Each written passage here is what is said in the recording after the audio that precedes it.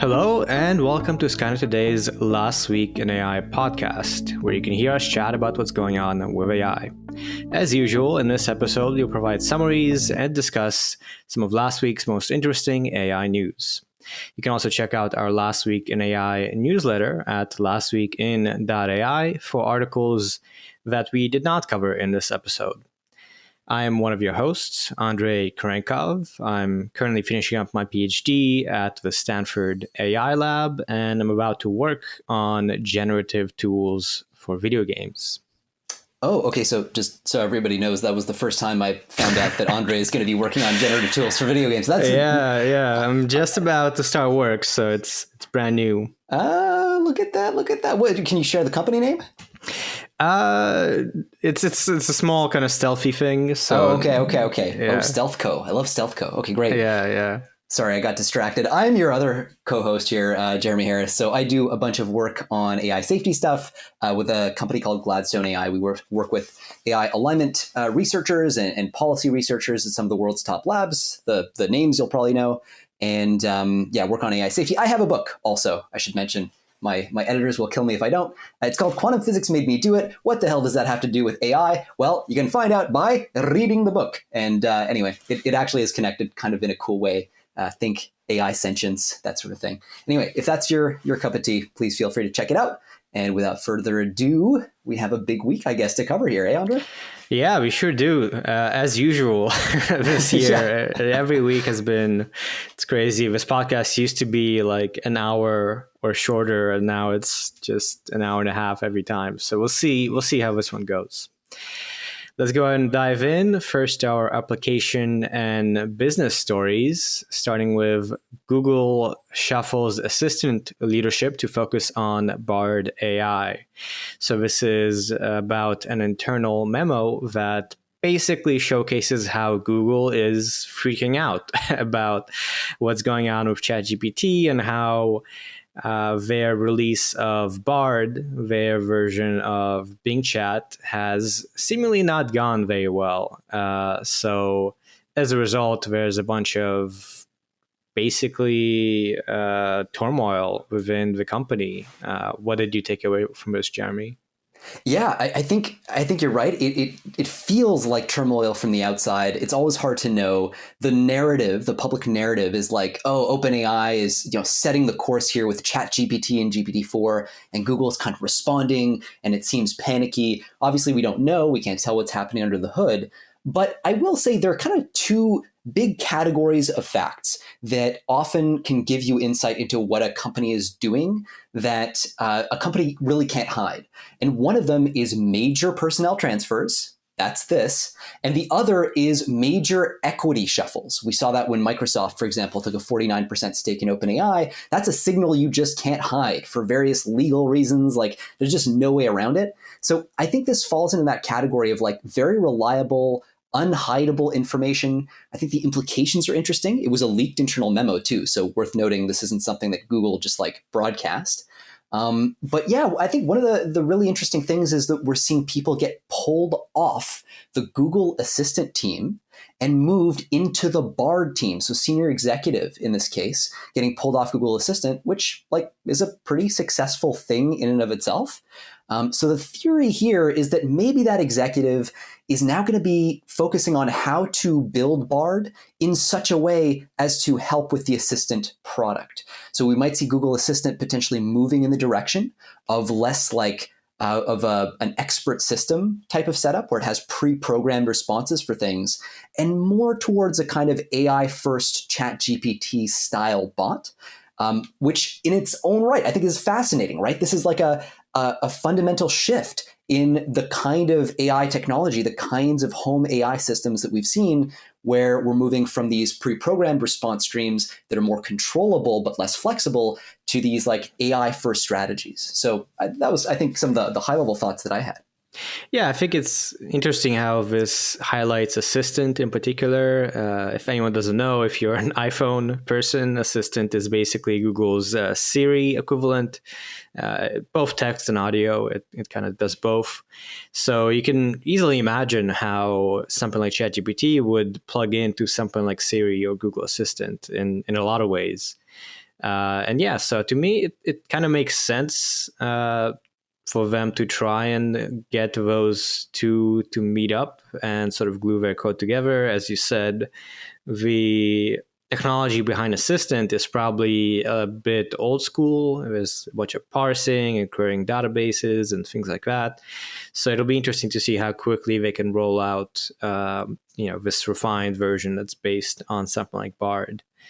And related to this, I also noticed there was an article in the information that is also not some sort of public release. This is interviewing from employees at Google and DeepMind. So DeepMind is a subsidiary of Alphabet that is a big AI lab, effectively. It does very little business, AlphaGo, AlphaFold, all these things. You probably heard of what they do. And this article shows how now there is teamwork between Google and DeepMind to compete with ChatGPT with this project that's codenamed Gemini. So that's another sign of how big a deal it is for Google. Usually, Google and DeepMind have been pretty separate. They've even had some kind of divisions and some, disagreements. But now it looks like, there's teamwork, all hands on deck for this.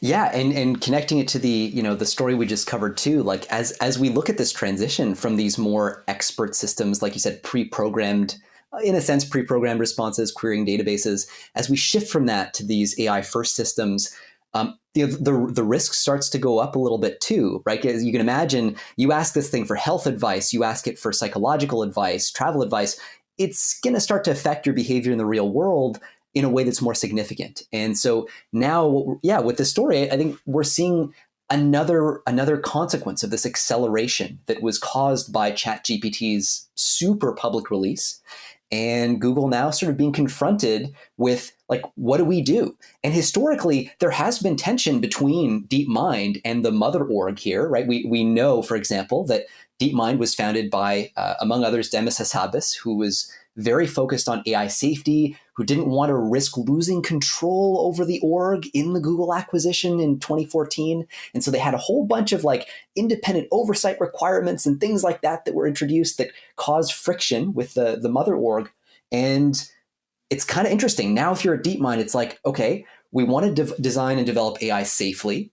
We set up a bunch of kind of blockers, kind of points of friction with the parent org just so that we could do that. But now we have OpenAI. They're just going to go out and like seemingly launch their own stuff anyway. So is it better if we just say, okay, screw it, we're going to partner now fully with the mother org? I'm glossing over a whole bunch of detail here, I'm sure, and there's going to be nuance under the surface. But at a high level, it kind of seems like we're seeing that race to the bottom on safety, and people are making bigger and bigger bets just to gain the extra couple of weeks or months in releasing these new products. Yeah, exactly. I think it is kind of interesting to note this parallel between DeepMind and OpenAI, because going back to 2015, DeepMind was, I think, around 2013 acquired by Google. OpenAI was started in 2015. And initially, they were kind of the same basic thing of a big lab in industry that sought to create general AI with the goal of, doing it safely, roughly speaking. And then over time, their approaches have really diverged, where OpenAI put all its chips into scaling up, and in particular, scaling up language models. In the first 2 years, OpenAI was doing, all this reinforcement learning, trying, playing Dota and having robot hands, and then they sort of just threw it all away and almost exclusively are working on language models.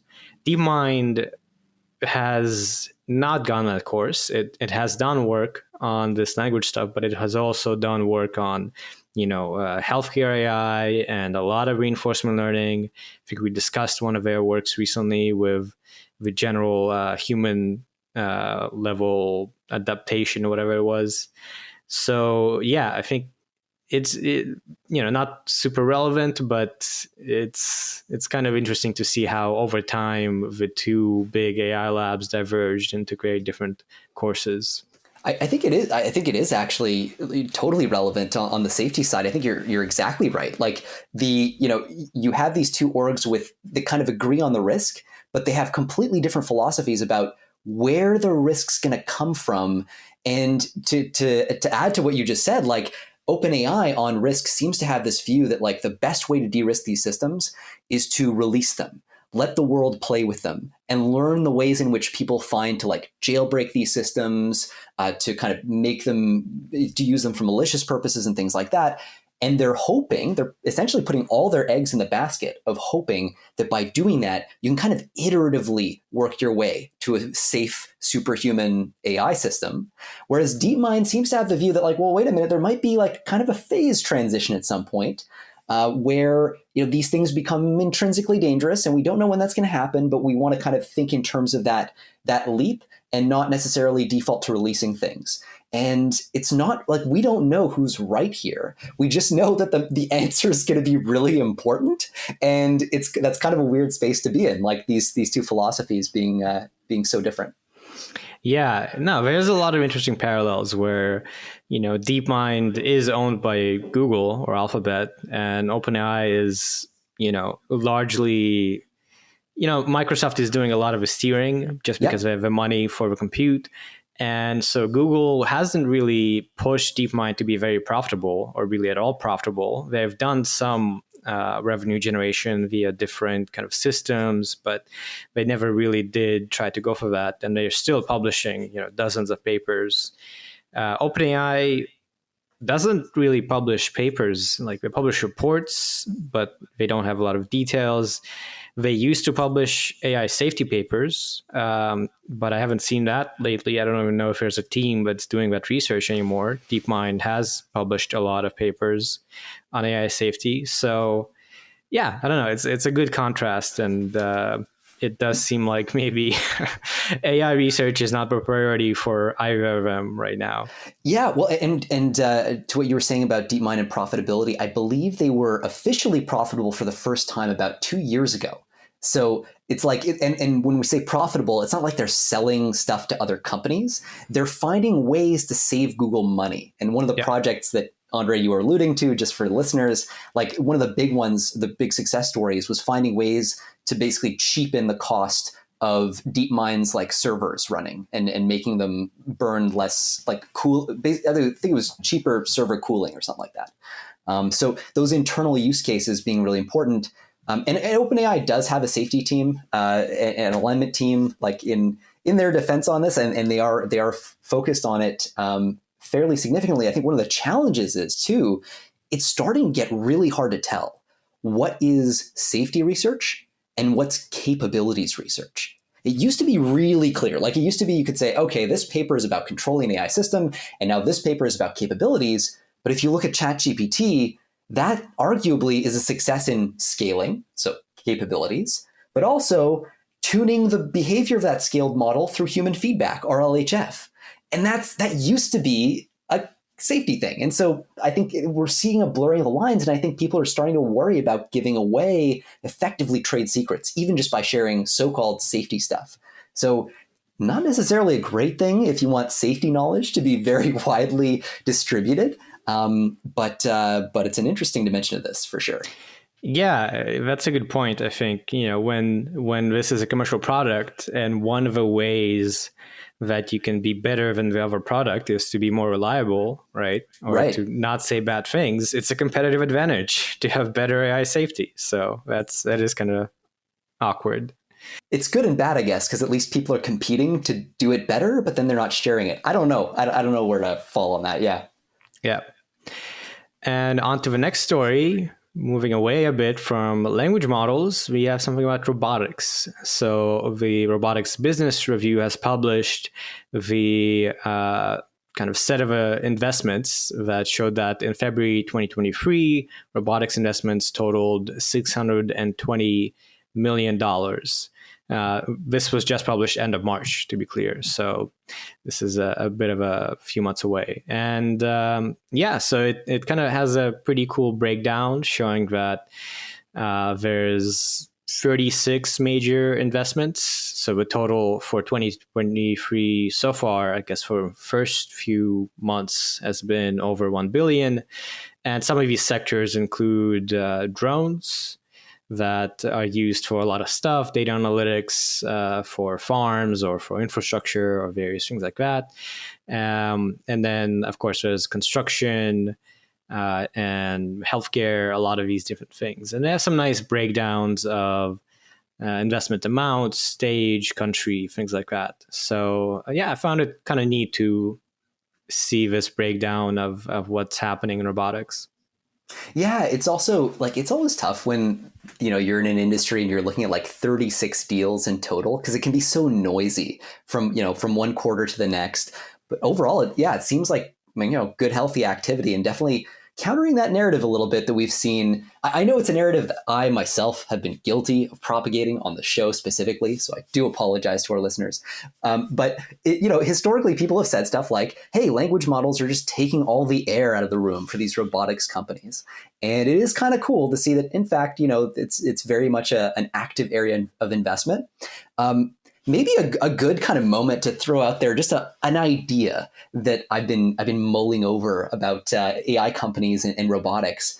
The purpose to a significant degree of venture capital is to back very fast growing businesses that have long payback time horizons. And the challenge with a lot of these like kind of software oriented products is, they might go super fast on the way up, but how long will they actually last until there's a complete paradigm shift? And all of a sudden, there's some, I don't know, version of ChatGPT that is not an embodied thing, but anyway, we just find an audio-based system or something like that just completely takes out this entire class of product. It's very much not inconceivable that happens on the order of months now, just given how fast things are moving. Robotics, on the other hand, still has that characteristic of it's a moat. It's harder to compete. So it can make more sense to invest in. Arguably, I think, and this is where I'm just throwing out a half-baked idea that I've been mulling over and talking to some of my angel investor friends about, but maybe hardware becomes the place where VCs see the most returns, paradoxically, in the coming 5 years. Maybe it's not software so much, despite all the hype. But anyway, just a random thought there. Yeah, it's interesting, I guess, if you are into investing. There's always risk return trade-off for robotics. You probably have less risk just because there's fewer players, but it'll take way longer to get to revenue and then profit as well, obviously.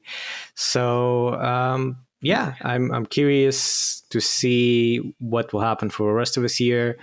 There's some fun breakdowns here. It shows that, for instance, 25% of these investments were seed and 14 were A. So these are pretty early stage investments for the most part. A lot of them on the US and China, things like that. So I think, and one other thing that I'm curious about, and I don't talk about that here, but it seems to me that probably when you talk about venture capital firms, they have different specializations. So some of them specialize in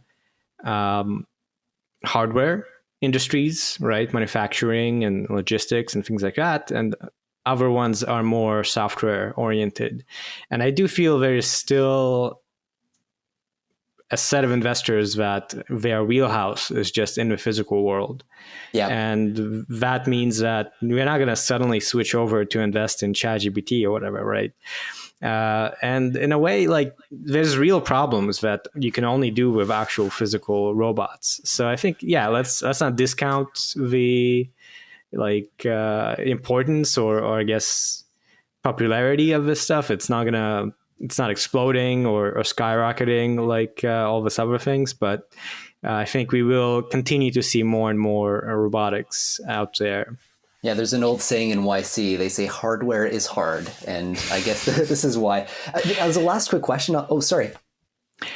Yeah. So speaking of that, I noticed another story I just felt like mentioning related to this. So Bloomberg just had this article with human metal workers hard to come by, robotic blacksmiths step up. And this is covering a particular company, Machina Labs, which is, developing these robotic systems that can do what humans have traditionally done, this prototyping work, blacksmithing, essentially. And that is very tricky because you have to work with actual materials, and you need some of that sort of, I guess, intuition and hand skills. So now with computer vision and AI, you can actually shape these materials in a robust way.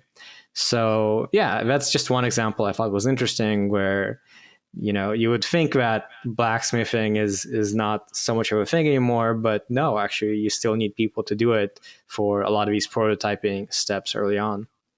Yeah, and another example of how hard it is to predict which jobs are going to be vulnerable to automation in the coming years. Like, we have yet to see if they'll actually succeed with this at scale, but kind of interesting. Also, looking back at this, there's a chart that comes with the robotics investments article that we were talking about a minute ago. I noticed China is like about a fifth of the investment amount that the U.S. is, and I'm trying to decide whether that's surprising. Like, there's definitely a more developed VC environment in the States, but China tends to be really good on hardware. Like the whole Shenzhen ecosystem is just really well developed. I don't know. Did you find that surprising? Now that you mention it, yeah, I think there's like, I looked at the pie chart, and there's like, fewer investments, but by amount, it's pretty surprising, because you have like 450 million investment in the US and just 80 million in China, which is surprising. I mean, they have a lot of manufacturing going on. So as usual, when you crunch the data, there's a lot of questions as to how it was compiled and so on. But yeah, interesting. And I think good to keep an eye on, just if you really want to have a comprehensive idea of what's happening in the AI economy. It's worth it to not forget about robotics. Yeah. And on to the lightning round of stories. First up, we have Microsoft's Bing chatbot is getting ads. Pretty much what this says. We're getting ads to pay for what is kind of expensive to serve these models. Isn't it a rare treat when the actual article title just tells you what's it? Yeah, I mean, if we're gonna pick this apart, and I think there are a couple little nuggets here. One of which is the specific way in which they're showing the ads. So they show an example of a person asking which is the cheapest Honda car, and you see the response, and it says the cheapest Honda car for 2023 is blah blah blah according to TrueCar, and then there's this little kind of superscript, a little blue box, and it has the word ad in it. And I don't know, I kind of thought this was a fairly nice, not too intrusive, but very clear indication. I think it's just a cool moment. Like we should not lose sight of the fact that this is another fundamental change in the way we consume ads, and that a whole bunch of micro decisions around user experience and interface design have had to be made in order to make this a reality. And I'm sure we're going to see a lot of iteration on this, and we're going to be redefining what it means to serve ads on the internet through this kind of chatbot. But kind of cool to see the first manifestation of that here. Yeah, it's interesting just to talk about this a bit more. There's a screenshot, and basically there's a question of which is the cheapest, and then there's a text answer, and then Bing does this thing of providing citations. So the citations here seem to be kind of the ad. So basically what looks to be happening is, right, if you Google or Bing, at the top you'll have a couple links that are ads. And Bing, part of what it does is retrieve information from websites to answer a question. So what appears to be happening to me is they just retrieve that ad website and put the text in. So to me, it's kind of interesting. Like, well, what is the return on investment for the people doing the advertising? You don't get a click, you don't get ad money. So I guess it's a good response, and you get your answer out there. But is this what you actually want? Yeah, it's very interesting to see how they can actually make this stuff profitable. And you can feel that trade-off, like you said, between wanting to serve an explicit ad that you can get credit for making them click on, and giving people content that they actually want. And there's just this thing that happens. I don't know. I found myself wondering this as I read that screenshot. You kind of get this like increased cognitive load because you're reading what the chatbot wrote for you, and you're sort of treating it like they're a salesman on commission. And you're like, okay, like how much of this are you saying because you're trying to serve the ad? And it's already in a context where there's all this question about how accurate chatbots are to begin with. So you're sort of constantly experiencing this epistemic kind of challenge where you're like, what does this thing actually know, and can I trust it? But I think something we'll have to see ironed out over the next few months. Yeah. Yeah, it'll be very interesting. I mean, just thinking of this example, it's asking what is the cheapest Honda car. I could see myself asking, well, what is playing in the movie theater near me? And then the ad is just to switch the ordering of the answer to be like, Right. list this movie first. And that's, I don't know, it feels a bit weird, right? That you're talking to this thing in a way, and you may not even be able to tell how its response is shaped by marketing, but it may just be shuffling around the text and emphasizing certain things and de-emphasizing other things based on payments. Like let's not even getting into reviews and like asking about the qualities of products. So yeah, very interesting to see where this goes. So far, it's pretty simple. Next up, we have an article from TechCrunch that is about how YC's winter class is oozing with AI companies. YC is Y Combinator, accelerator of startups. So this is where startups get some investment and basically get started. And yeah, it's showing how about 35% or 91 startups have something to do with AI, which is a pretty big fraction. It used to be much smaller. And I think it goes into some of the details of what companies there are. Yeah, and I think it is quite noteworthy. This is Y Combinator because just like some inside baseball for people who don't track Silicon Valley, like stupid politics and party gossip or whatever. But back in the day, at least back when I went through Y Combinator, actually with my company, Sam Altman, who now is the CEO of OpenAI, was then I think he was the CEO of Y Combinator at the time.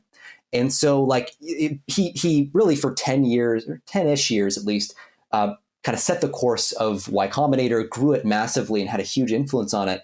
And so as a result, OpenAI enjoys this sort of special, somewhat privileged relationship with Y Combinator. So it may be less surprising that you find OpenAI's products may be preferred by the Y Combinator startups. And also, they're just amazing products, of course. But that's sort of like some inside baseball that, that's maybe relevant. Also, I should flag, like YC does not tend to fall for hype. I remember back in 2017, 2018, that was when I was there. You saw that it was the crypto craze was on full steam. Like people were going nuts for this, and investors would like pour money into basically anything that had like .eth as a domain. But the YC partners were really level-headed. They backed some really solid founders, very like infrastructure level startups, stuff that was like unglorious. I remember QuantStamp was one that became really big. And actually, funnily enough, I think in my batch, we had Devin Finzer and Alex Atella from OpenSea, and they were very level-headed, very kind of clear-eyed. NFTs were not a thing at the time, but they sniped it out. So all of which is to say, I don't think this is a coincidence. I don't think this is reflective of just hype. I think if I had to guess, it's that these tools are genuinely just that impactful, and the partners at Y Combinator see that. Yeah, exactly. And this article also notes that of that 34% of startups that are AI, of that 20%, so 54 companies are in particular generative AI, so stuff like ChatGPT or Midjourney. And I think it does make sense to me that unlike crypto, you can actually build something that's very useful fairly quickly. So there's a lot of sort of more niche applications. There's like SEC compliance, domain specific knowledge, finance, large language models, AI powered bookkeeping and finance, helping on call developers, all this sort of stuff. So all these different applications where AI can be a tool that you can leverage for whatever problem or domain you're in. So it's not surprising perhaps, but definitely just goes to show how big this trend is. It's also, I think, worth noting. So YC had its demo day and its alumni demo day a couple of days ago, like over the weekend. And one thing that I did notice, we're talking about this idea that these companies tend to grow freakishly fast, the generative AI ones. Looking through some of the presentations on demo day, I gotta say, holy shit. I mean, there was a company I remember seeing 400% month over month growth, which if you're not used to like investing in startups, like a normal amount of growth that's really exciting is if you see like 40, even 20, but really more like 40% month over month growth, you're like, oh shit, that's really exciting at seed stage. We're talking 400%, 4x every month. I don't know if that's sustainable. I think it could be, but there certainly are these fundamental issues where the landscape might shift under you and your fundamentals get wiped out that we talked about. I think this is such an interesting time to be watching the AI startup space. Yeah. And as a startup, it's an interesting time because all these, non-AI companies are kind of being pressured by their investors to do something with AI, right? So at this point, even if it's like a small startup, maybe the CEO is just like, well, we need to use AI, so let's figure something out. What's our GPT-4 strategy? Yeah. So I can see how this growth is partially, fueled by the hype. So it's an interesting time. And speaking of startups, our next story is how Google partners with AI startup Replete to take on Microsoft's GitHub. So it's code completion, what GitHub Copilot already does. Replete has this ghostwriter technology. And I don't know. What did you notice about the story, Jeremy? Yeah, well, so Replit is actually like one of the darlings of YC. It actually came out of Y Combinator itself. I think it was backed by Paul Graham himself, who was the founder of, or one of the founders of Y Combinator, and has just outrageously quick growth. I mean, okay, outrageously quick. ChatGPT got to 100 million in 2 months or whatever. But so let's calm down. But they got to 20 million users very fast, and their users are very valuable. They tend to be developers and people of developer flavor. So it's kind of like, in a way, getting into competition with GitHub. It's designed to make it super fast to basically spin up a programming environment, so you can get to coding really quickly. And they have this ghostwriter that they're developing, which is, their response to GitHub Copilot. So just like to zoom out for a second, we're starting to see this tech axis form where you've got Microsoft-backed companies on one side, and that includes GitHub and it includes OpenAI. And on the other, we're seeing Google-backed companies, and that includes Anthropic and includes Cohere, which are building large language models, but it now also includes Replit. So Replit seems to be the Google axis's response to GitHub Copilot, to GitHub on the Microsoft side. Everybody's got to have their own version of the damn thing. So here what we're seeing is Amjad Masad, who is this really, really capable CEO. I mean, at least I'm very impressed with him personally, just based on what I've seen from Twitter. And he's seeing the full potential of AI, very much an accelerationist. And we're seeing, he's talking about how Google is going to help them compete essentially with GitHub and with GitHub Copilot by using Palm and Lambda, some of the heavy duty models that Google is working in the back end and focusing them on code generation. I think, anyway, really important player. I think this is one to keep an eye on. You're going to be seeing a lot more of Replit in the near future, I guess. Yeah, and it's an interesting point, I think, that this is kind of a competition because, you could think of this is one of the examples of why competition is good, right? Microsoft has Word and PowerPoint, and Google has its, Google Drive products. They both have data storage, they have email, they have all these things that both of them have their own version of, and now they both are going to add support for AI features as quickly as possible to the benefit of its users, I guess, right? Yeah, exactly. Right. Like this is if you're a fan of code or of automatically generated code, this is like just good for you. And it's also interesting to see how different this might be from Copilot. Like we don't know yet the kinds of decisions that are going to be made here. But and also like one open question is, GitHub was acquired by Microsoft wholesale, right? They bought the whole company. Replit is partnering with Google. So now you've got these questions about like, okay, what amount of strategic risk is Replit going to incur by basing their product now increasingly on just Google products, on potentially sharing their data? What kind of data sharing is going to happen there? Is Replit data Google data and vice versa? Like, what does that look like? There's a lot of stuff that we don't know based on this agreement. And the difference between an acquisition and a partnership starts to become really important here. And anyway, it's kind of cool to see Microsoft and Google trying to get their hands all over these companies and throw them at each other so dramatically. Yeah, it's almost like the TV show Succession, but with companies. There's just all of these moves, and it's like a game of chess going on. On to the last story. We have birth of a salesman. OpenAI sheds its lab coat to seek big deals. This is from the information.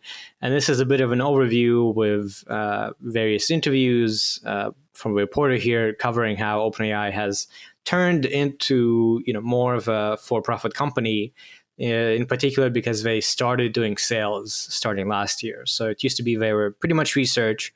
Then they started offering these APIs for GPT-3 where you could pay to get access to these models. And now they actually have employees to go and get customers, right? Which is what you typically have in software companies. And it goes into some of the major customers they got. So it covers how Khan Academy is now paying quite a bit for access to ChatGPT. It says how OpenAI is now on pace to generate hundreds of millions of dollars in revenue, apparently, according to some source, which is pretty impressive, I would say. So it's a pretty interesting article with various details of the sort. Yeah, I think it's also going to be interesting to look at what do price points end up looking like when you commoditize intelligence like this. Like for all of human history, intelligence has been this like limiting resource. And we don't yet know what that looks like at civilizational scale because we can't automate all intelligence. But certainly specific tasks like tutoring or teaching, those seem to be low-hanging fruit. And for better or for worse, they look like they're very much in the crosshairs of at least this generation of system. Yeah, I think it's also kind of interesting to note the amount of money that OpenAI is already starting to make. Because when you talk about hundreds of millions of dollars, you think about how much GPT-4 cost to train, right? Estimates vary, but it's certainly in the hundreds of millions is usually what you hear. So what we're now talking about is OpenAI getting to the threshold where they can start to self-finance. And I think this is consistent with a little while back, we talked about Microsoft buying a 49% stake in OpenAI. And we talked about why that's an interesting number. Why 49%? Well, if you're OpenAI, you're not going to give away another percent. You're going to lose control of your company. And given the mission that OpenAI sees itself as being on, it's not going to be keen to do that. And so that's consistent with a move that says, hey, we think this is the last fundraise we'll ever have to do. This aligns with that too. Now they're bringing in enough money that they can self-fund their next generation of big AI system. So maybe another indication that OpenAI is sort of hitting that point of economic takeoff, like escape velocity. It'll be interesting to see if that holds up more broadly around the ecosystem. Yeah, exactly. And, I think we just discussed how there's all these YC startups. There's really no other API to use something like ChatGPT or GPT aside from OpenAI right now. They're the only player. We may have competitors later this year with Google and possibly Amazon, maybe Anthropic, but they do get a lot of this kind of baked in revenue from just all these startups that are starting to make profit themselves and pay for this stuff. So yeah, they're going to be making billions soon, I guess. That's probably fair to say. onto research and advancements stories. First, we have introducing BloombergGPT, Bloomberg's 50 billion parameter large language model, purpose built from scratch for finance. So, in case you don't know, GPT stands for generative pre-trained transformer. It's like a name for a neural network that OpenAI has been using since 2018. And now we are seeing all of these variations on GPTs, just for different domains. I think we've discussed like medical GPT last week, and now we have Bloomberg GPT, which is for finance. And there's a bit of detail how it's basically all about finance and is, as we might expect now, super good at all this stuff and is actually being integrated into Bloomberg's products. Yeah, I'm old enough to remember back when machine learning papers were exciting because they were an algorithm breakthrough, and people were like, "Oh, look at this algorithm! Look at what I did!" And it was so clever. And you would dive in, and you'd be like, "Oh, I'm so excited to find out how they did this clever thing with the algorithm." And now it kind of seems like the innovation is all in the data. It's just like, "Yep, we threw this like giant pile of highly proprietary curated data into the same old stupid system that we've been building over and over." And that kind of seems, roughly speaking, to be the case here, where they literally just used the code even that was used to train Bloom, which is this open source trained kind of language model that came out a couple months ago. So they make a 50 billion parameter version of that, and they train it on this mixed data set. So I think one of the innovations here is they've got a data set that's one part kind of natural language, general purpose stuff from all over the web, and then one part finance specific, domain specific. And what they seem to find exciting about this is that this model manages to perform really well, both in general purpose reasoning without losing its finance kind of edge. So it's able to achieve something like state of the art in close to both domains, which it kind of is this interesting middle ground, right? We've talked in previous episodes, like you said, about the difference in strategy between generality, making a model that can do everything like decently well, versus making specific models like MedGPT, I think it was called. I'm trying to remember, but it's specifically trained for medicine and can't do anything else. This maybe is a bit of a middle ground, and it all comes down to the training data, or at least it seems.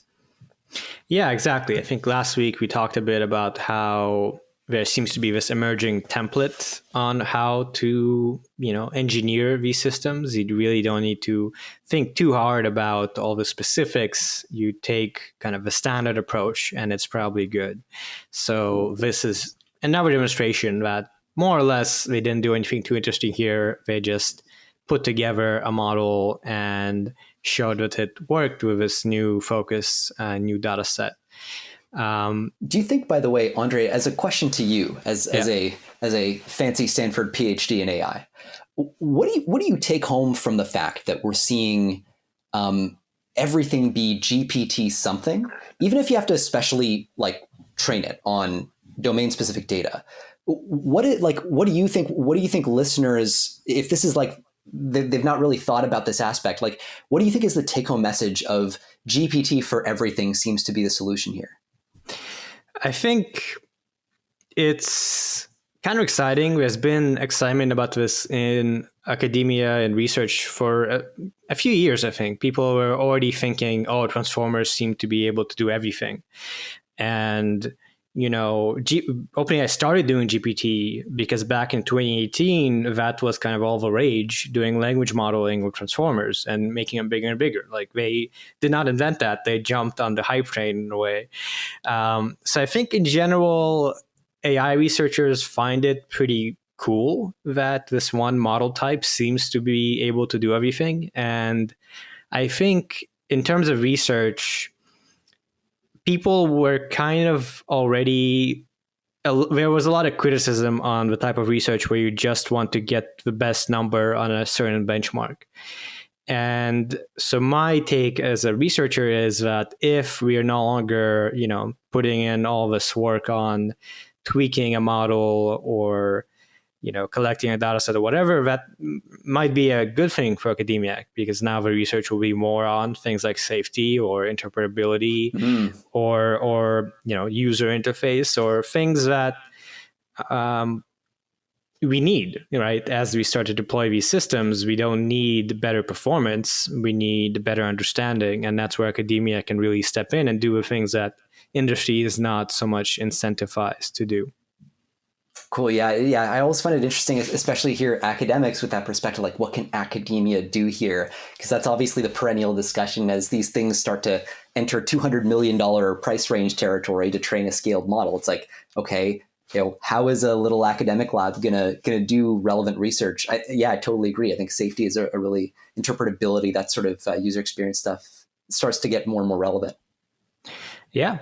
And another thing to note about this, I find kind of interesting, is they didn't just do a press release for this BloombergGPT. They released a full-on paper, and they plan to release training logs. And this paper is very detailed. Mm-hmm. It has the details of the data set, the model, the evaluation, of course, but also it has sections for ethics and openness, and and a whole appendix about the architecture. So it's kind of interesting to me that Bloomberg decided to release such a detailed paper. I don't know if this was because they are trying to get researchers on board and recruit talent, or what motivated kind of this move, but it's kind of cool to see that we can actually know what's going on here, unlike GPT-4. Well, yeah, to your point, I think it's a data point that at least suggests that the state of the art in the top hedge funds, in the top investment banking firms, is actually going to be like well beyond this, right? Because you simply do not give away the true cutting edge techniques or tools as a firm that makes money based on your information advantage over other firms, based on your superior ability to model markets. And so I think if anything, this gives us an indication that Bloomberg thinks, okay, like our models are so much better than this, that it's fine for us to incur the risk of being pretty open about what these systems are and how they work. Yeah, and this, I guess, is also, to be clear, sort of assistive in a way. It's built into terminals to help users of the terminal. And, Bloomberg kind of has a monopoly on these terminal things for investors, so they don't have much to lose on sharing the details. That's true. Data over models seems to be the trend too. Yeah. Yeah. And on to the next major story from TechCrunch, we have the takeaways from Stanford's 386-page report on the state of AI. So the 2023 AI Index report from Stanford's Human AI Institute just came out. And this is a yearly report that's been coming out for a few years, maybe since 2020. I don't remember exactly. That just is sort of a summary of what's been going on and a picture of the landscape in industry, in academia, and society, just a whole lot of stuff.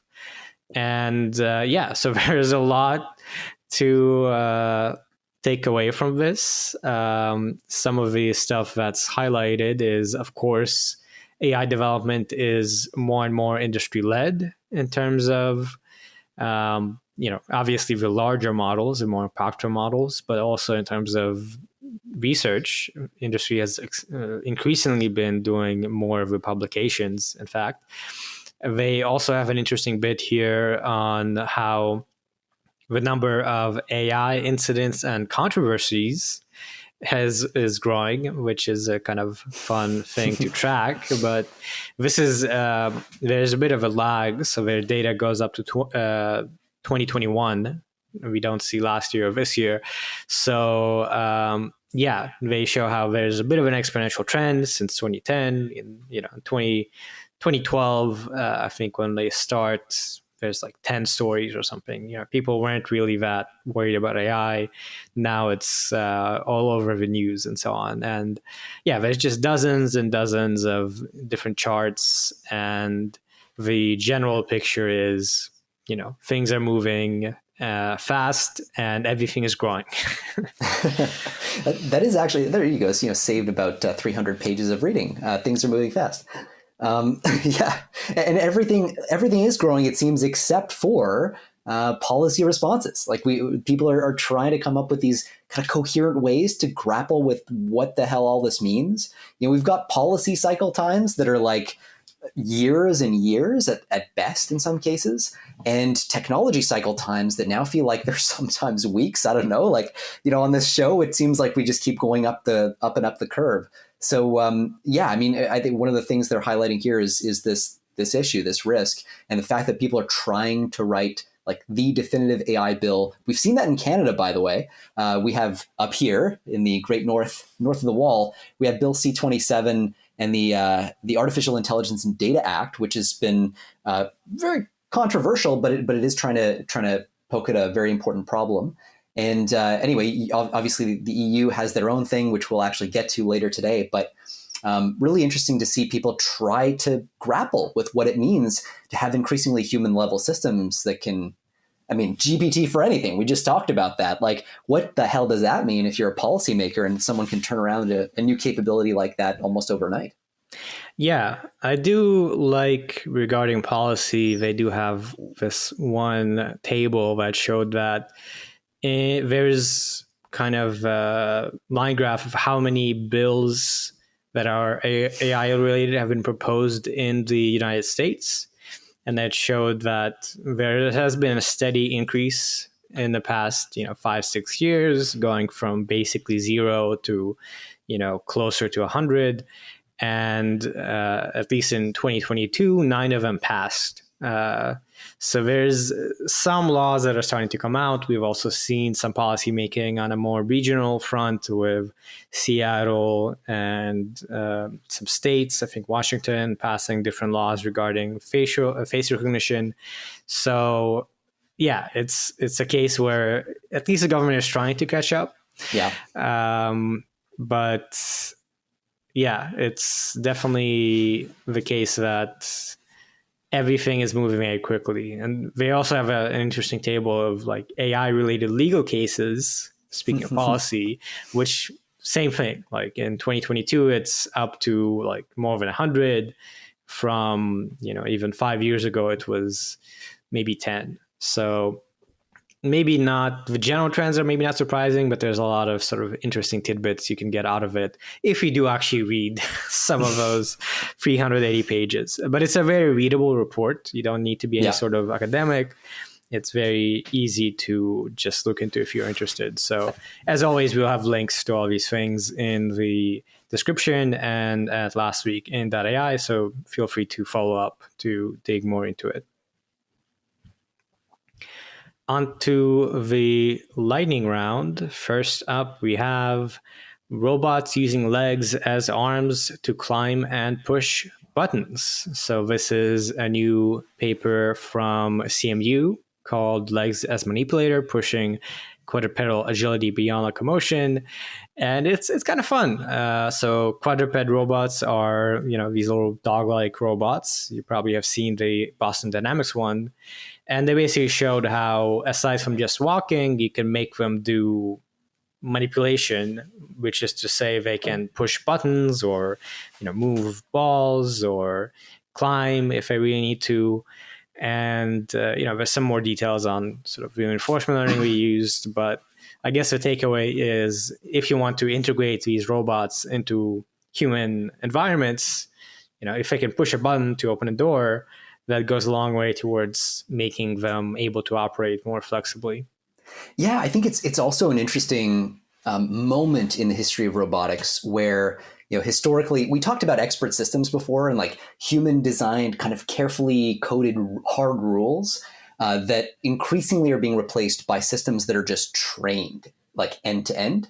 And we're sort of, it seems with this particular research, like we're sort of in a middle ground now where we're not going to code in, humans are not going to code in the rules for every little thing. We are going to use AI training, like machine learning training, but we're going to split the training up into little subtasks. And so here they have, they mentioned having separate manipulation and locomotion policies that are kind of distinct. So not like one end-to-end process that you're training, but instead like have sub-problems that you identify as a human. And in a way that's kind of like coding a little bit some hard rules into the system, some priors. Obviously, the way this ends up going, I shouldn't say obviously. My suspicion is, eventually, as we've seen in other areas, more and more of this gets subsumed into like one single big giant network. But we seem to be gradually moving in that direction, robotics wise too. It's kind of cool to see. Yeah, I think we keep going back to like, oh, last week or 2 weeks ago, but it's just all of this is so interrelated. Yeah, we discussed this more general robotics paper a couple of weeks back that was basically on that front, where you have this general purpose reasoning thing, and then it was using a transformer that could do, general purpose manipulation. So in time, I could see these mobile manipulators, things that can not just, move things, but also move around. Eventually, they'll be part of this integrated system that will have some sort of hierarchy and, not be quite so specific. But this is a step towards that. Next, we have instant videos could represent the next leap in AI technology from the New York Times. So this is pretty much like an overview article on the trend of generating AI from text. We discussed the new runway model, I think, last week, and this includes some more examples from it. And yeah, just talking about sort of a trend and how most likely we'll be able to see high resolution videos that are AI produced and, pretty hard to spot in a couple of years. Yeah, and I guess, again, a story we talked about earlier, but that Pope Francis photo that was going viral on Facebook, so showing that image generation has crossed that threshold now where people will actually kind of take it at face value. So we're, as a population, rather, we're going to have to start developing antibodies to this stuff. And, image generation is already at that point. Video generation, it kind of seems like it's coming. And that's what one of the MIT professors who's quoted in the article is saying here. Like, with video generation, we're going to see that our ability to trust these systems is going to start to change pretty quickly. And anyway, kind of another interesting data point. First, they came for the text, then they came for the images, and now they're coming for the video.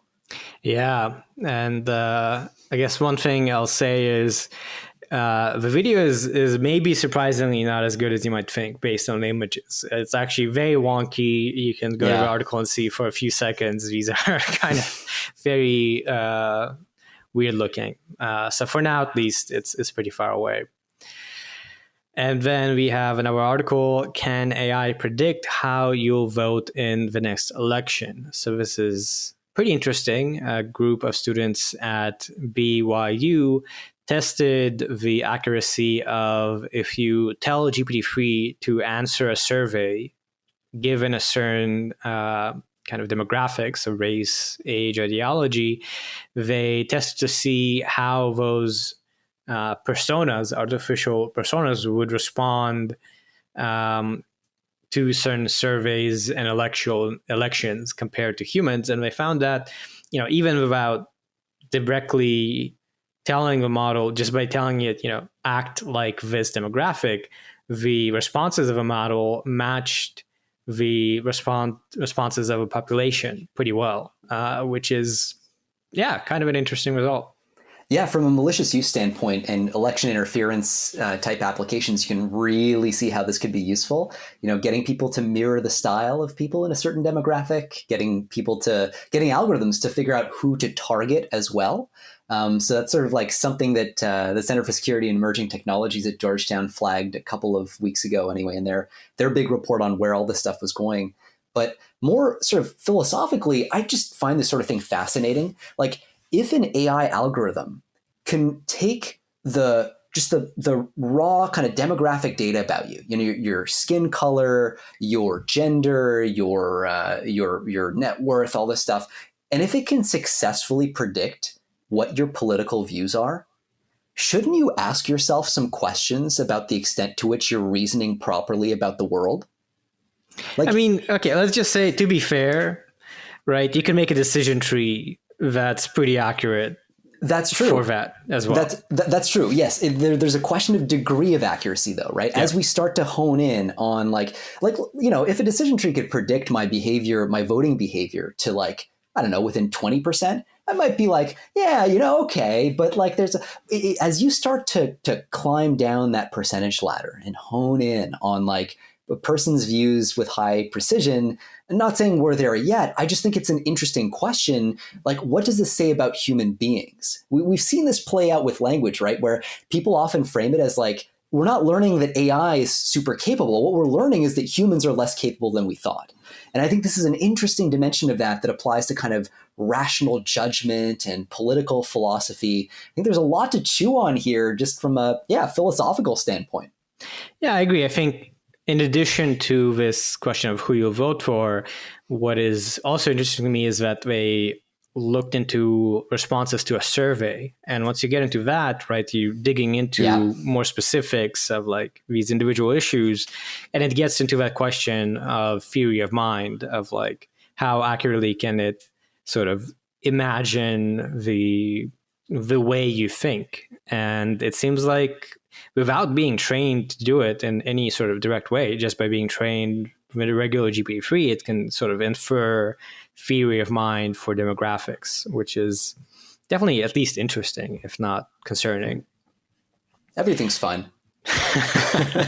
Everything is interesting and concerning at the same time right now. That's just how it is. Accept the duality. Yeah. And last story, we have another GPT. We have Hugging GPT solving AI task with ChatGPT and its friends in Hugging Face. So this is from the company Hugging Face, which is pretty big presence in AI. Basically, they're sort of where you store your models and how you share them with the world. And there's also forums and there's kind of a bunch of things, but they're quite mainstream, let's say, within AI developer circles. And this paper presents how you can essentially have some sort of user query to do something with text or an image, and then you can have a language model like ChatGPT decide how to use the various AI models that are included in this Hugging Face repository to answer. So if you ask, like, count how many objects are in this picture, instead of specifically telling you how to do it, you can have a ChatGPT say, well, for this text query, it makes sense to do this, and that's how you'll provide the reply. So yeah, it's a bit of a, I guess, systems paper, but it does kind of suggest a way where you can now have these very powerful APIs where, you can support just general queries, and this GPT will just pick how to do it and hopefully work, but maybe it won't. Yeah, and it comes at a time when it seems like this is on everyone's mind, right? We talked about the ChatGPT API that OpenAI launched. Like, I have to say it. What was it? 2 weeks ago? Like this was news 2 weeks ago. It feels like forever. But yeah, like this idea that you have a model of some kind that uses either tools directly. That was the ChatGPT API. So it can use Expedia to book a trip or whatever. And now we have models using models. And so, again, this question of like, what is the architectural evolution of this going to look like? Are we going to keep having models that use other models, which is kind of more of that expert systems vibe, humans at least kind of hard coding wires, if you will, connectors between different systems?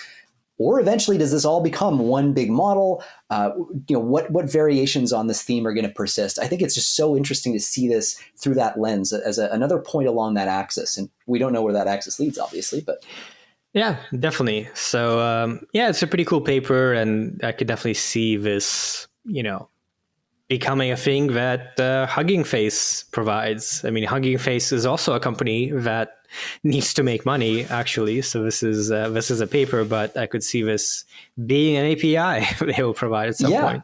And there's also, like, when you look at the safety properties of a system like this too, kind of interesting design questions, like if something goes wrong because the ChatGPT model routed your query to a model that then screwed up the response, like, what's to blame in there? Was like, should the ChatGPT model have sent it to a different submodel? Should the submodel itself have gotten the thing more right? Is it the fault of the submodel? Anyway, tracing fault in these systems becomes also a stickier thing. And from a policy standpoint, like the developers of those two models might be different. Maybe they perceive themselves as having different responsibilities. Anyway, it's a whole beautiful, thorny thing, but kind of another interesting footnote there. Yep. Well, let's move on to policy and societal impacts. And our first story is the ChatGPT king isn't worried, but he knows you might be. ChatGPT king is a pretty interesting title for the CEO of OpenAI. I could have just said the CEO of OpenAI, right. But okay. And yeah, this is kind of an overview article summarizing in a way the views and sort of a history of Sam Altman, who is, I guess you could call the king of ChatGPT. And I guess if you don't know the history and the background of OpenAI and Sam Altman, this does provide a lot of those details that are interesting. Did you find anything kind of new that you thought was interesting, Jeremy? A couple little nuggets, but like I wrote this in so we have a shared kind of notes document on this, and Andre expertly kind of puts it together, and then I add some notes and stuff. But one of the things that I noted at the very top was that this is like the most incredibly New York Timesy article that I've read in a long time. You know, those articles that start with like, on a rainy day in the middle of a dirt road, the carriage approached it's like none of this is relevant to the story. It just seems that there's so much, this is dripping with that. And I'm here for it. It was entertaining as a read. There were a couple interesting little notes here. So one is the duality, the kind of, the fact that Sam Altman, that is, has to hold in his mind all these things that might seem on the surface like contradictions. So, for example, he has to believe, as he does, that AI is going to change the world. At the same time, and that change could be incredibly positive. At the same time, he also believes that it could end the world. And at the same time, he also thinks that current AI is potentially overhyped. And so, like, all these things that it's funny to see people react to this stuff on Twitter because they're trying to figure out, no, but what do you really believe? And the through line here seems to be Sam A believes all those things. They are not intrinsically contradictory, but the things that make those ideas compatible involve a lot of nuance that doesn't necessarily come through in 240 characters. And so this was, I think, a useful dive for that reason into all of those factors. In terms of revelations, one thing that was broken by this piece was the idea that Sam Altman actually holds no equity in OpenAI. So, at least to people who come from the startup world, that's really surprising. Reflects, his commitment, let's say, to the mission not over the company necessarily, but it certainly paints a complex story. And then they talk about his childhood and the challenges of growing up gay as Sam Altman did in St. Louis. That was quite interesting. So some of the challenges he had there. And then there's this quote from Paul Graham. Paul Graham was the founder, as we mentioned earlier, of Y Combinator, who passed Y Combinator on to Sam Altman. And a journalist asked him, like, why do you think Sam A is working with no equity? Why do you think he's doing this? And PG's response was, why is he working on something that won't make him richer? One answer is that a lot of people do that once they have enough money, which Sam probably does. The other is that he likes power. Ooh. So anyway, that kind of left the article hanging on this consistent note of ambiguity, which is really what the whole article is about. It's this set of apparent contradictions and complex ideas. And I thought it was interesting as a read. Yeah. It's somewhat lengthy, and just browsing it a little bit more, I think, if you think OpenAI is cool, then you probably would find Sam Altman at least interesting. He does tend to be pretty interesting to listen to, I find, just the way he expresses his thoughts. And as you said, this piece is let's say literary. Let me just read a paragraph here. Later, as Mr. Altman sipped a sweet wine in lieu of dessert, he compared his company to the Manhattan Project. As if he were chatting about tomorrow's weather forecast, he said the US effort to build an atomic bomb during the Second World War had been a project on the scale of OpenAI, the level of ambition we aspire to. And that's like a flashback to 3 years ago, just setting up a piece. So, the take home there is that Sam A skips dessert. That's what I got out of that. So anyway, yeah, it's a cool piece, and I think, you know, if you really are interested in ChatGPT, knowing more about OpenAI probably does make sense. Next, we have the European Union's Artificial Intelligence Act explained, which is an explanation of the EU's effort to create this very, very ambitious AI Act to do regulation throughout the European Union that is fairly comprehensive and is really beyond what anyone has done so far. I mean, it's comparable to maybe to Canada, but that's about it.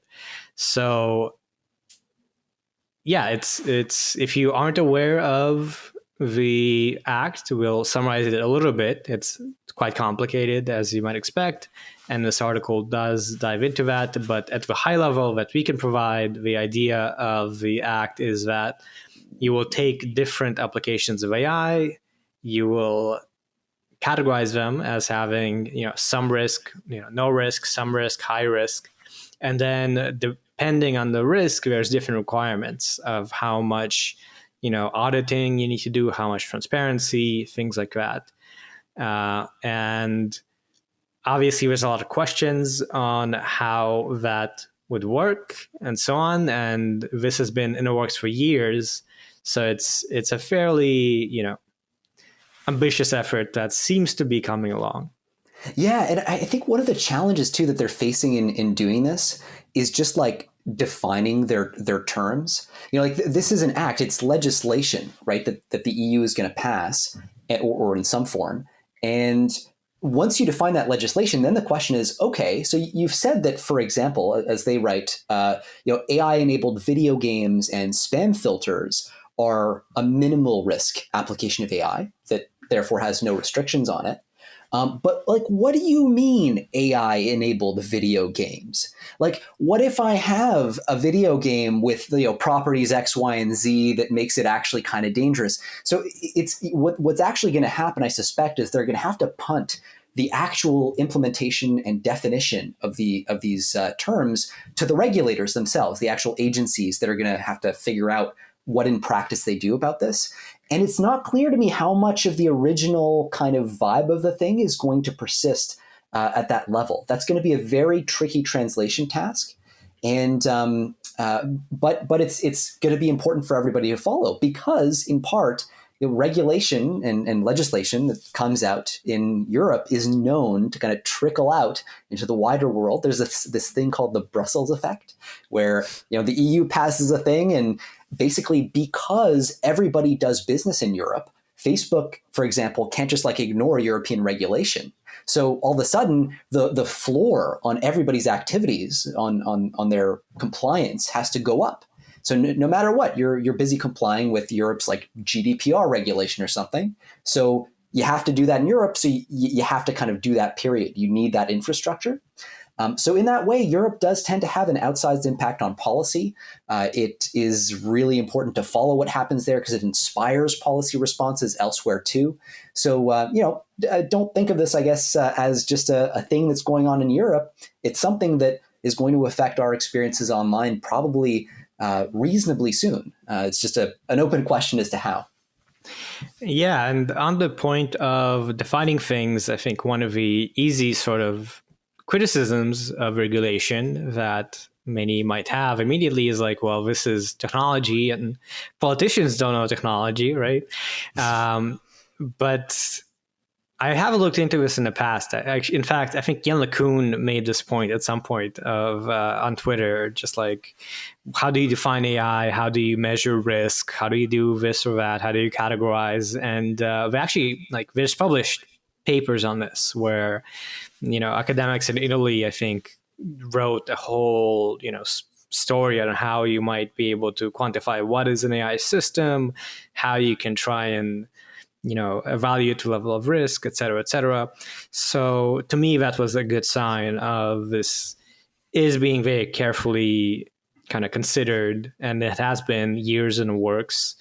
And I think I'm kind of optimistic because we, even aside from ChatGPT and all these various things, we have self-driving cars, we have facial recognition. They already are part of society and having widespread effects. And the US is not regulating it very much yet. So hopefully this sets a template that others can follow. Well, and to your point, I think there's this interesting question of whether, people will often say bad regulation is way worse than no regulation at all. In some cases, that's certainly true. It certainly depends on the way in which the regulation is bad. But in this case, I think, we have systems that are changing the world right now. And we know by default that if no regulatory attention is paid to this stuff, things are probably going to go pretty badly sideways. And then we get to play the game of trying to guess exactly how the world gets fucked up. But if you believe that you'd rather not explore that possibility, some kind of regulation is going to be required. And if you only think of this as a test, then at least we're running that test. So maybe on a more bullish on regulation perspective to end that comment on. Yeah, exactly. And I think, again, having been doing this podcast for like 3 years or something, it's worth pointing out that it's not just about the future, it's about the present. And there's a reason this has been in the works for years. It's like AI is already here. It may seem like it's just starting to arrive if you haven't been keeping up with it and you mainly just, got interested through ChatGPT, but it's everywhere in various ways. So we need at least some regulation. I think we can probably agree on that. And onto the lightning round. Speaking of regulation and policy, there's an article from the Washington Post titled "How a Tiny Company with Few Rules is Making Fake Images Go Mainstream." So the company here is Stability AI, the maker of Midjourney, which is one of the major text-to-image services similar to DALL-E, and there's really only a couple other ones that are leading the pack. And this is a bit of a summary of, the company and in particular its stance on, policy, I guess, or moderation. And there's some interesting tidbits here where, for instance, you can generate images of President Biden or Putin or other people, but not China's president, Xi Jinping. And the company's founder and CEO, David Holz, like in talking about this last year on Discord, said that they just want to minimize drama and political satire in China is pretty not okay. And so they want to be able to have people in China use this tech than the ability to generate satire. So the overall vibe that goes through this is that they haven't grappled very much with, moderation and general policies, it seems like. Now they actually have discontinued the free tier recently because there's been so much abuse and because you have had these viral things like, President Trump being arrested that we discussed last week, which some people I'm sure got very angry about. It's an interesting article that kind of gets into a lot of this policy stuff and the company of Stability AI in itself. Yeah, I think this also interacts with some of the other ideas we were kicking around earlier. Like you have these companies that, look, at some point when you grow beyond a certain point, you can no longer afford to ignore the political realities of being a big company with a huge worldwide footprint. And what usually happens with companies that grow slowly, historically, right, it like took 7 years to go from seed to like IPO or something like that, roughly plus or minus like 20 years. But anyway, so historically that would be the case. So founders would get more and more experience gradually climbing that ladder. They get beaten down, they'd get humbled, they'd sort of like learn, oh, actually the world is more complicated a place than I thought. And now what we're seeing with these outrageous growth curves for these companies is you got a couple of yahoos, like Stability AI or Midjourney or whatever these companies, just getting propelled out of nowhere into the front pages of everything. And like they haven't been polished or they haven't had the time to kind of chew the fat on this and think deeply about the philosophical implications of this stuff. And the view from up there looks very different from what it does when you're just starting the company. And if you started the company like 6 months ago and now you're already up there, it's like you gotta adapt pretty fast. So I think this is a sort of interesting almost culture of companies story where we're seeing people who were not necessarily fine-tuned to be in this position have to perform it. Yeah, and it is kind of interesting also. This article highlights that this company is very tiny. It is like 10 people. It's the CEO, and then there's an engineering team of 8 and some advisors, but it's having a giant impact, and it's a pretty small set of people that are making decisions as to what's allowed and not allowed and so on, which is pretty different from, say, OpenAI, which has been at this for years, and going back to GPT-2 was, at that point, very careful about potential misapplications. So it was an interesting read to see behind the scenes of this AI to image tech and how it's being shaped, maybe a little bit ad hoc. And next up, we have FTC is reviewing competition in AI. So this is from FTC Chair Lina Khan, basically saying that they are paying close attention to developments in AI and are supposedly trying to ensure the field isn't dominated by the major tech platforms. But I don't know, Jeremy. I feel like mission monopolies accomplished. Yeah, I'm pretty sure this is going to be an oligarchy situation myself. Yeah, no, I completely agree. And I think that it's not... Look, there's some problems that competition is great at resolving. Those problems usually look like problems of accessibility. So, you want mass production of a good, you want commoditization and cheapness of a good, have competition crash the cost of that thing, make it a commodity that everybody can pump out. We've definitely seen that happen with AI as more and more competitors have entered into the space. We've seen OpenAI have to cut their prices and so on. So, okay, good for accessibility. But if you look at it through the lens of risk, in particular, if you look at it through the lens of catastrophic risk, catastrophic accidents, alignment failure, that sort of thing, it's not necessarily the best thing in the world for there to be, 20 companies, all with the capacity to build human-level AI in a context where we don't know how to control those systems, and where safety researchers specifically, not AI researchers generally, but safety researchers specifically at the world's top labs have this consensus that, it's probably not less than a 10% chance that these things destroy the world. So, when you're looking at that, I definitely appreciate the FTC's perspective here. They have to look out for consumers, and that means looking at prices. And that's what their culture has wired them to care about.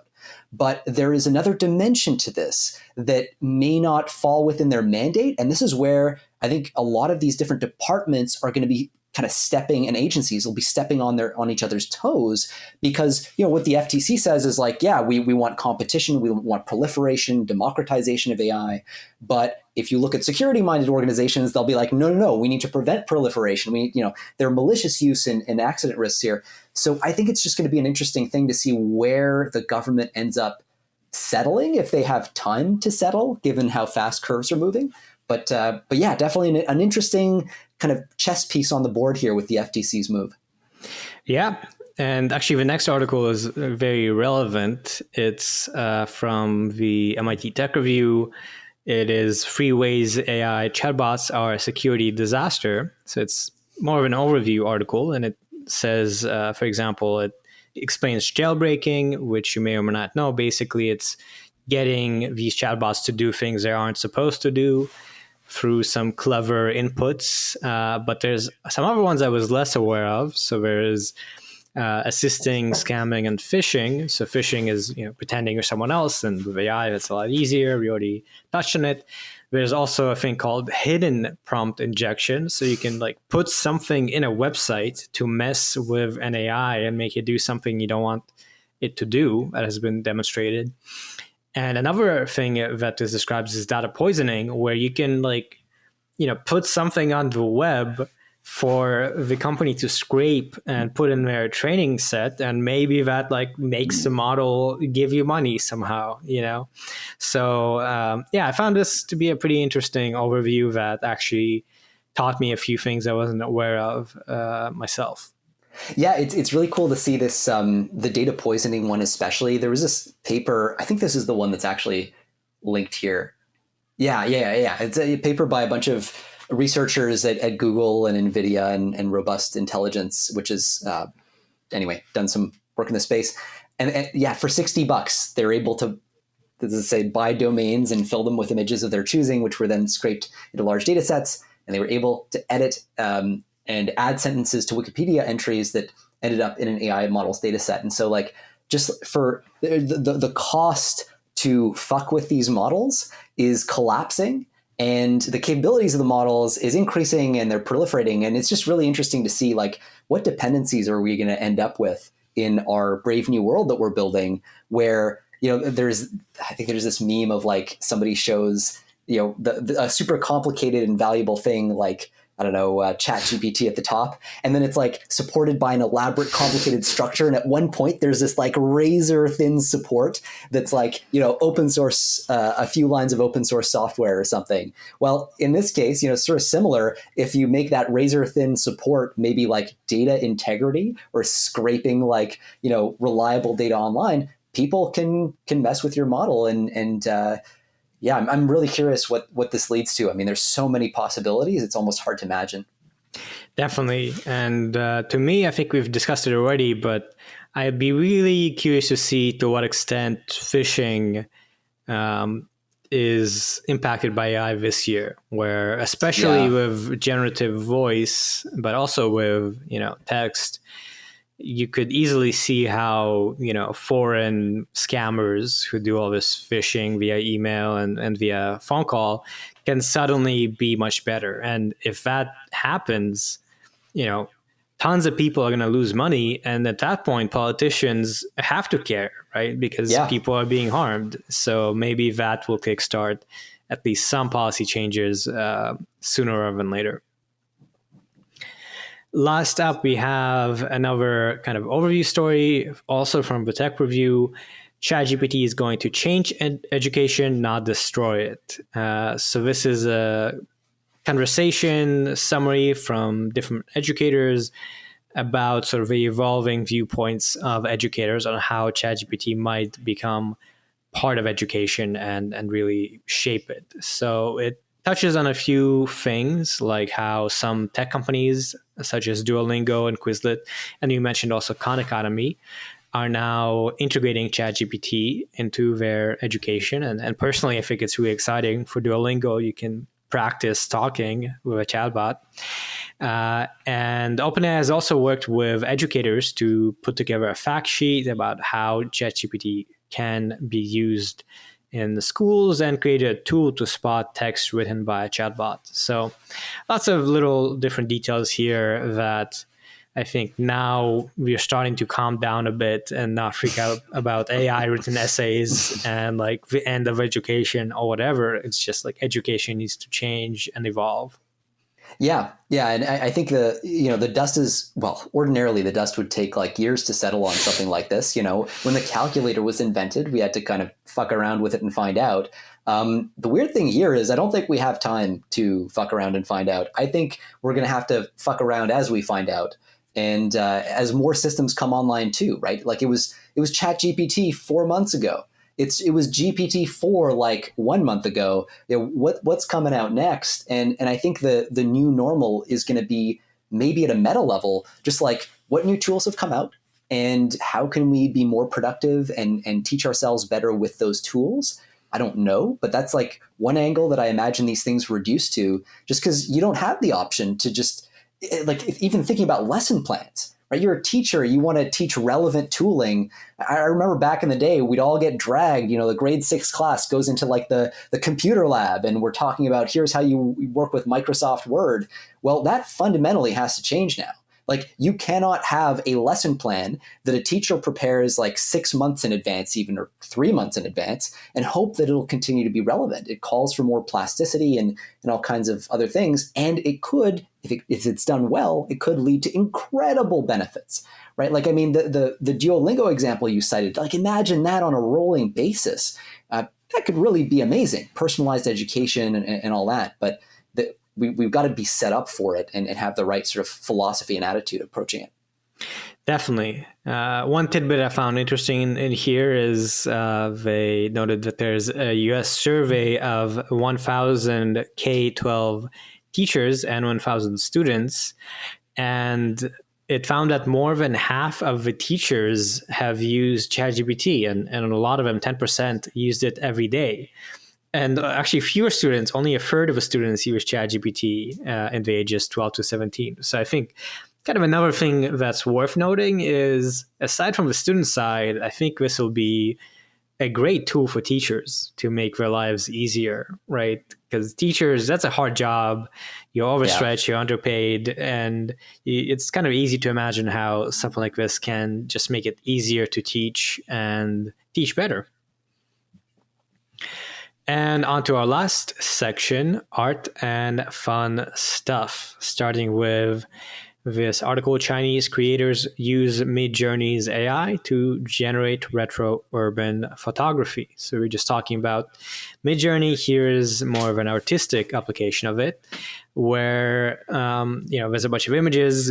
This is audio, so we can't fully describe them. But basically, it's sort of, if you can imagine, generating photos from a few decades ago of like weddings out in a rural setting, or miners at work, or railroad workers, and so on. So this article showcases how several different people have sort of made it their hobby or practice to generate these types of things, and they look very realistic. I mean, as you might imagine, but still, just seeing them, it's kind of impressive. Yeah, and it's again that story of like the data being the interesting differentiator to some degree. Like, the Chinese, I remember when GPT-3 came out, one of the big questions, almost nationalistic questions in China, was how can we get a Chinese Chinese language version of this so that we can use it internally? Obviously, a whole bunch of national security and sort of like more defense-oriented technology advantage stuff went into that decision too. But just like generally, this desire to have a homegrown version of these things to reflect the culture and the interests of that country. And I think that's what we're seeing here, right? Like so many of these images are clearly informed by priors, by data collected that carries information about what it was like to live in China at that time. I don't know how this data would compare, for example, to the data that Midjourney was trained on, but plausibly that's part of what's going on here. Just interesting how art starts to depend on the data set that's collected as well. Yeah, and the other thing I would note in this that I found pretty cool is these images, at least some of them, sort of what the article starts with, are by Zheng Haijun, who is a street photographer in the city. And so the street photographer got the stool and had this interest of going back to his childhood, essentially, where he grew up and saw this, these miners and weddings and things like that. And now, you can't go back in time and take photographs, but you can use Midjourney to sort of generate your memory of that place. And as a street photographer, it's kind of maybe not too hard to imagine why that's appealing. So from an artistic angle, I think it's interesting, this whole conversation of AI art and is something like Midjourney a tool, and is it a human artist? In this case, you have a street photographer using this tool to create essentially street photography in the past. And I think obviously kind of having that aesthetic taste plays into what these look like. On to the last story. We're going to end with something a little more silly. The story is AI deepfake video of Harry Potter characters in faux Balenciaga fashion show go viral. So it's about how a YouTuber used AI to recreate characters from Harry Potter, but make them look as if they're part of a Balenciaga fashion show. And this YouTuber actually has been doing this for a while with various videos that make use of AI to create these kind of like sort of weird mashups, I suppose you could say. And this one, I guess, just went viral, and you can click on the link and see how you have these characters, in these very sort of model looking stances, and their faces also look weirdly model like. So it's a bit uncanny and kind of neat. Yeah. Another one of those deep questions about how much of creativity is just combining ideas together that already existed. This is sort of like the ultimate embodiment of that. Like, give me Harry Potter as a fashion show, and boom. But it does look like weirdly accurate. I can even see like the Ron Weasley version seems like something out of an 80s music video. It's like this like weird aesthetic thing. But yeah, I mean, fascinating to see in another instance of these image generation systems like making very entertaining products. Yeah, and it's interesting. We keep discussing these things that go viral, and it's like, at what point is this still novelty that these things look so real, or right? At what point is virality just the idea itself and not the uncanny nature of, look, we can do this, and I don't know. Yeah, I guess for now it's still kind of just still, to me, as someone who's been around this stuff for a while, looking at these images, it's kind of crazy to know that you can just input some text and you get something this realistic looking. Well, that's it for this episode of Last Week in AI. Once again, you can head on over to lastweekin.ai to find the links to all of these articles and to get our text newsletter with even more articles we don't get to talk about. If you enjoy our podcast, please do share it with your friends or on social media or with your parents, whatever you feel like. And we do appreciate if you review it on Apple Podcasts so we can take your feedback into account. And yeah, we'll be back next week. Be sure to tune in.